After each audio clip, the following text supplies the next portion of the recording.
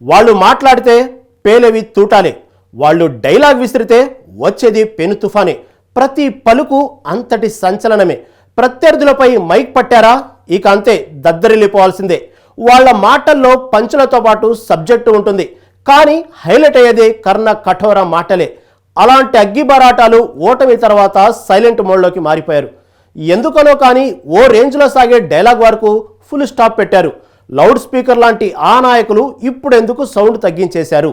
Control అయ్యారా లేదా high command control చేసిందా? ఇంతకీ ఎవరు వాళ్ళు? ఆ సైలెన్స్కు రీజన్ ఏంటి? Watch this.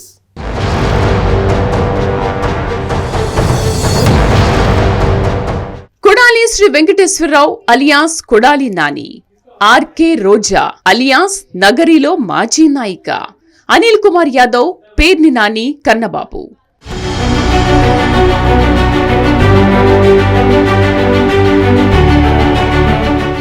వైసీపీ అధికారంలో ఉన్న 5 ఏళ్లు ఫైట్ బ్రాండ్స్ గా చెలామణి అయిన నాయకులు.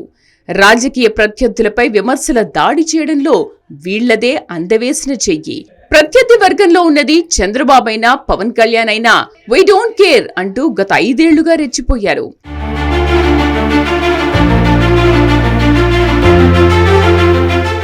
కానీ మొన్నటి ఓటమి తర్వాత ఈ మాజీ మంత్రుల జాడలేదు.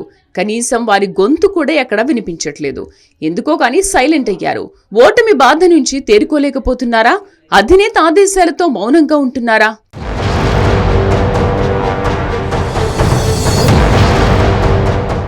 రెండు 2024 సార్వత్రిక ఎన్నికల్లో వైసీపీ ఓటమి తర్వాత ఆ పార్టీ కీలక నేతలంతా మౌనవ్రతం పాటిస్తున్నారు. ఎన్నికల ఫలితాల తర్వాత నియోజకవర్గ ప్రజలకు కూడా ముఖం చూపడానికి చాలా మంది నేతలు ఇష్టపడడం లేదు. అయితే వాళ్ళందరిలో ఈ 5 మాజీ మంత్రుల వ్యవహారం మాత్రం పార్టీలో హాట్ టాపిక్ గా మారింది.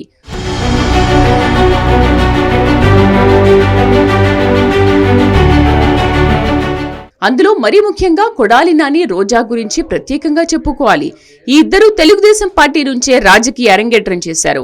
వైసీపీ అధికారంలోకి వచ్చిన తర్వాత మంత్రులయ్యారు. మొన్నటి సార్వత్రిక ఎన్నికల ముందు వరకు కూడా ఈ ఇద్దరు అధినేతలు జగన్మోహన్ రెడ్డి మెప్పు కోసం నాడు ప్రత్యర్థులుగా ఉన్న కూటమి పెద్దలను విమర్శిస్తూ విరుచుకుపడేవారు. అవసరం ఉన్నా లేకున్నా చంద్రబాబు, పవన్ కళ్యాణ్ టార్గెట్ గా నిప్పులు చెరిగేవారు. అలాంటి కూటమి అధికారంలోకి వచ్చిన తర్వాత ఒక్కసారిగా సైలెంట్ అయిపోయారు. నోరు మెదపడం లేదు. కూటమి అధికారంలోకి వచ్చిన 50 రోజుల్లోనే శాంతి భద్రతల సమస్యలు తలెత్తాయంటూ వైసీపీ అధినేత జగన్మోహన్ రెడ్డి గల్లీ నుంచి ఢిల్లీ దాకా పోరాటం చేస్తుంటే నాడు పార్టీలో ఫైట్ బ్రాండ్స్ గా ఉన్న లీడర్లు కిక్కురుమరడం లేదు. ఈ అంశంపై పల్లెత్తు మాట మాట్లాడడం లేదు.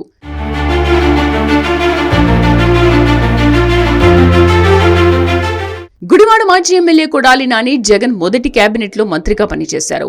పౌర సరఫరాల శాఖ మంత్రిగా బాధ్యతలు నిర్వహించినా ఆయన బూతుల మంత్రిగానే ఫేమస్ అయ్యారు.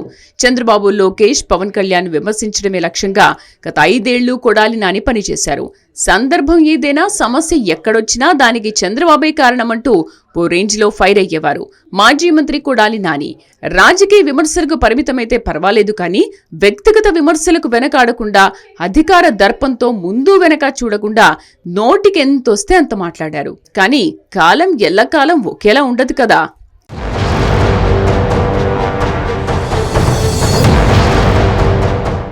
2024 ఎన్నికల్లో కొడాలి నాని గుడివాడ నుంచి పరాజయం పాలయ్యారు. కొడాలి నాని ఓటమితో ఆయన అనుచరగణం అధికారంలో ఉండగా చేసిన భూదందాలు ఒక్కొక్కటిగా బయటపడుతున్నాయి.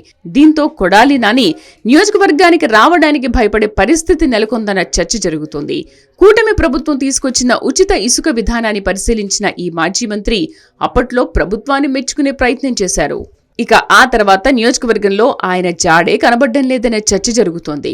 అధికారంలో ఉండగా అందిన కాడికి దోచుకోవడం, ఇతర పార్టీల నేతలను ఇష్టానుసారంగా తిట్టడం వంటి చర్యలతో కొడాలి నియోజకవర్గ ప్రజలకు దూరమయ్యారు. అలాగే రాజకీయ ప్రత్యర్థులకు కూడా శత్రువుగా మారారన్న టాక్ వినిపిస్తోంది.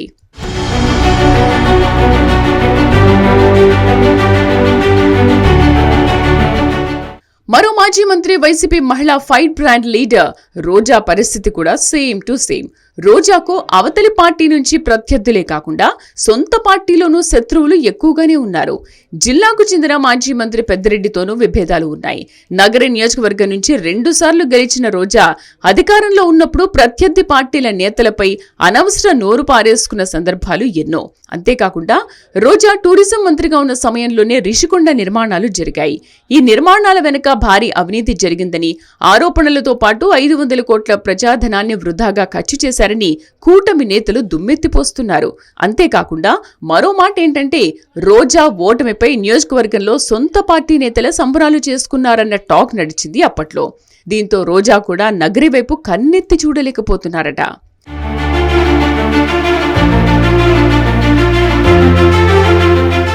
ఏమైనా నిత్యం మాటల తూటాలు పేలుస్తూ ఒక్కసారిగా మౌనంలోకి జారుకుంటే రాజకీయ నేతలకే కాదు, ప్రజలకు కూడా ఎన్నో డౌట్స్ వస్తున్నాయి.